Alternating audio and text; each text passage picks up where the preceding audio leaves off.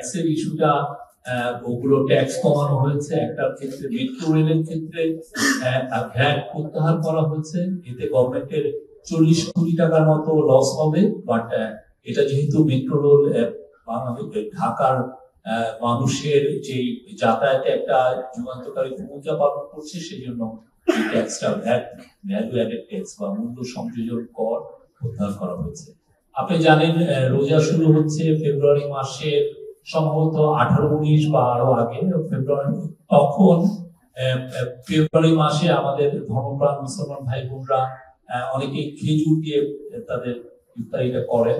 তো খেজুরের উপরে যে ট্যাক্স ইনসিডেন্স ছিল প্রায় 52%, সেটাকে কমানো হয়েছে, এটা এখন 40% এর মতো হবে।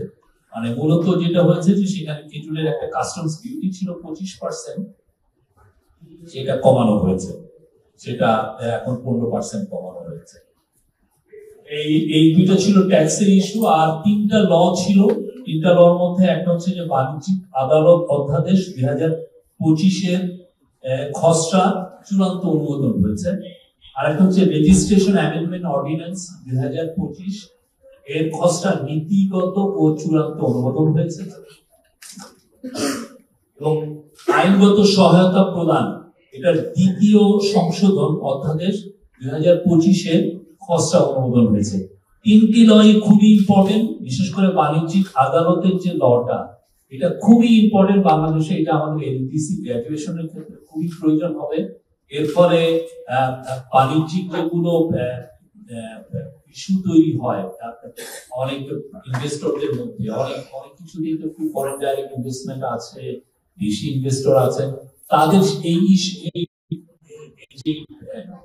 এর ফলে যে আদালতে যে তাড়াতাড়ি এই কেসগুলো সেটেল করা যাবে।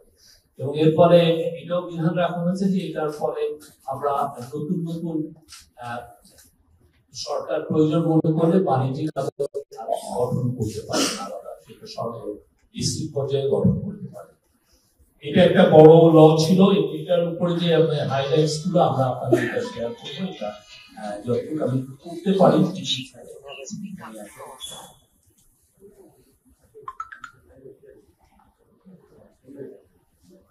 আমি পড়ছি।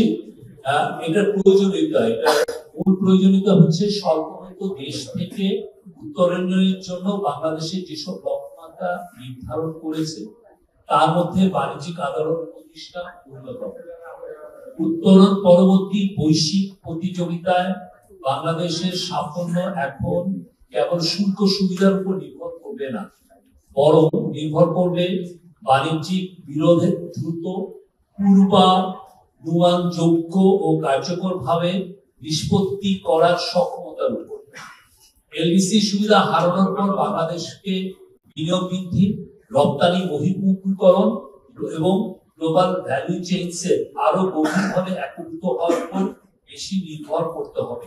সেখানে চুক্তি বাস্তবায়ন ও বিনিয়োগকারীর আস্থা অত্যন্ত গুরুত্বপূর্ণ নির্ধারণ হয়ে উঠবে। এটি কার্যকর বাণিজ্যিক আদালত প্রতিষ্ঠা বাংলাদেশের প্রাতিষ্ঠানিক প্রস্তুতিকে সুস্পষ্টভাবে তুলে ধরবে, ব্যবসা পরিচালনায় ব্যয় ও সময় কমাবে, আইনের শাসন সম্পর্কে ইতিবাচক ধারণা শক্তিশালী করবে এবং বিদেশি প্রত্যক্ষ বিনিয়োগ মানে ফরেন ডাইরেক্ট ইনভেস্টমেন্ট আকর্ষণ ও এলডিসি উত্তরণ পরবর্তী বৈশ্বিক অর্থনীতিতে সমমর্যাদায় আলোচনায় অংশগ্রহণের সক্ষমতা বৃদ্ধি করবে। বাংলাদেশকে স্বল্পোন্নত দেশ থেকে মসৃণ উত্তরণের জন্য, স্মুথ ট্রানজিশনের জন্য সরকার কর্তৃক প্রস্তুতকৃত স্মুথ ট্রানজিশন স্ট্র্যাটেজি এসটিএস এর আওতায় বাণিজ্যিক আদালত গঠন একটি আশু বাস্তবায়নযোগ্য পরিকল্পনা এবং এর দায়িত্ব আইন, বিচার ও সংসদ বিষয়ক মন্ত্রণালয়ের আইন ও বিচার বিভাগকে প্রদান করা হয়েছে।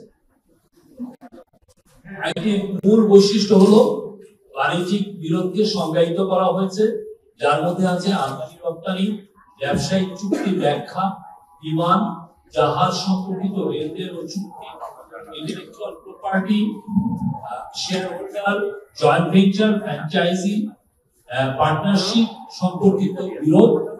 2, প্রয়োজনীয় সংখ্যক বাণিজ্যিক আদালত গঠনের বিধান রাখা হয়েছে, যেখানে বাণিজ্যিক আইন ও বাণিজ্যিক বিরোধ সম্পর্কে অভিজ্ঞতা সম্পন্ন জেলা জজ বা অতিরিক্ত জেলা জজ পর্যায়ের বিচারক নিয়োগ দেওয়ার বিধান রাখা হয়েছে।